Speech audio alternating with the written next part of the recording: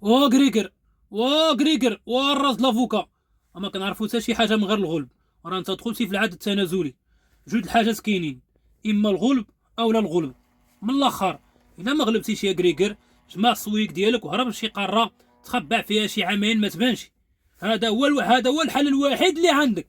شوف، عمل التدخلات ديالك، عيط للقجاع، ما كيهمناش الامر، يكونوا هاجمين الكاميرون طيح الضو، ماشي شغلنا حنا، يدخل كتجري الملعب. المهم كنعرفوا الغلب. راه عينا صاحبي كما كيقولوا، هارمنا من اجل هذا، هارمنا صح.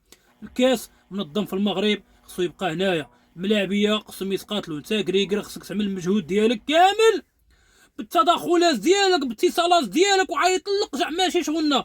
بارك علينا من الشفافيه والمصداقيه، عينا دائما ما جا فينا، وحنا عينا ودائما ما جا فينا، ماشي شغلنا. كنعرفوا كوبا تبقى هنايا، واليوم كنعرفوا الغلب ثم الغلب ثم الغلب ان شاء الله.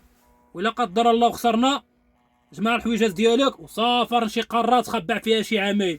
هذا هو الحل الوسيط. الحل الوسيط هو هذا، هو تجمع حويجاتك تهرب في حالك لشي قاره. تحياتي للرجال، والله يدير شي سواد الخير. حنا متفائلين بالخير. حنايا راه حنا مع المنتخب المغربي قلبا وقالبا، وحنا كنشجعوا في المنتخب وكنديروا الجهد ديالنا. الكمال كيبقى لله سبحانه وتعالى. خلاصة القول هادشي كامل، حنا راه حنايا ضاحكين، وحنا راه حنا خوا ولد الدهب صحته. السلام عليكم ورحمة الله.